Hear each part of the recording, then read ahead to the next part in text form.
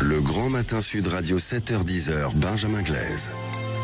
Sud Radio, il est à 8h moins le quart, l'édito politique ou plutôt papal aujourd'hui de Françoise Degois. Bonjour Françoise. Bonjour mon cher ami. Bon, non habemus papam, en tout cas pas pour le moment Françoise, même si la fumée noire s'est fait attendre hier et jusqu'au dernier moment on s'est dit peut-être qu'on va l'avoir le pape. En tout cas, le monde entier a les yeux rivés sur cette petite cheminée. Le mot n'est pas trop fort Françoise. Oui, parce que nous sommes dans la quintessence du pouvoir, Benjamin, le pouvoir absolu, la verticalité dans un monde chaotique.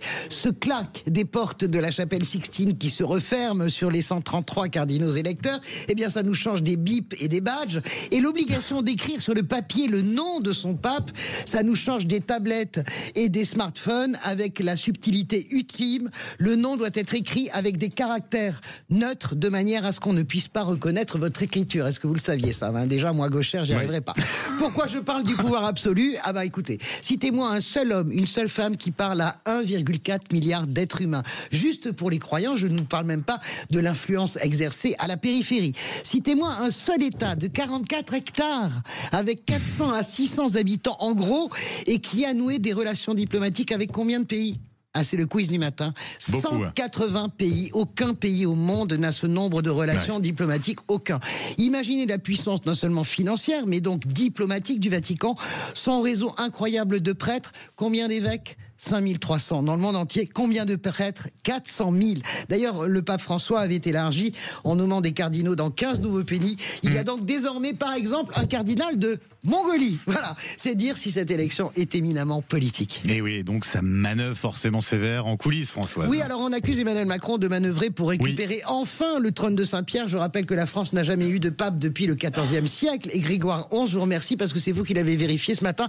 J'aurais dit Grégoire VII. J'ai vérifié, je l'avais de tête. Ouais. Mais...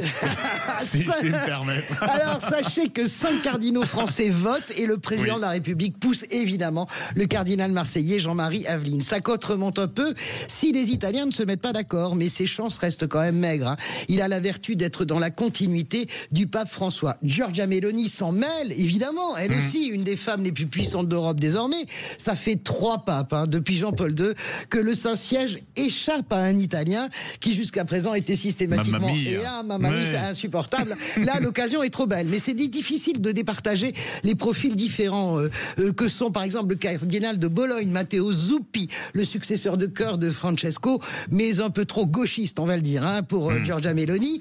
Pietro Parolin, le numéro 2 du Vatican, grand diplomate, érudit lui aussi, qui, sous ses airs moelleux, est quand même assez dur sur la doctrine, plus dur que Francesco. Ça serait un peu le François Bayrou du Vatican, vous voyez, Parolin. Hein. Voilà, il faut que tout change pour que rien ne change. Voilà, en gros, ça n'est pas avec lui qu'on ira vers le mariage des prêtres et l'ordination des femmes. Et puis celui qui époustoufle depuis hier le conclave, le patriarche de Jérusalem, Pizzaballa, qui a prêté serment dans un latin absolument parfait hier, mais qui est très dur sur le plan doctrinal. Et puis il a un défaut, hein, Pizzaballa, et pas Pizzabella. Il a un défaut. Il est trop jeune, il a à peine 60 ans. Il y a le Sud global également, comme en géopolitique, c'est-à-dire l'Afrique et l'Asie, avec le cardinal Taguier, cardinal de Manille, 85 millions de catholiques aux Philippines. Et puis, ce cardinal, il est très malin, il fait de la politique, il est très jovial, il est très chaleureux, mais il s'est jamais exprimé sur les sujets qui fâchent. Bon, en tout cas, c'est une vraie partie géopolitique qui se joue là. Oui, absolument. On voit bien la France qui pousse. La droite et l'extrême droite ont les yeux de chimène pour le cardinal Robert Sarra, le Guinéen ou le cardinal hongrois Peter Erdo, très proche, on s'en doute, de Viktor Orban.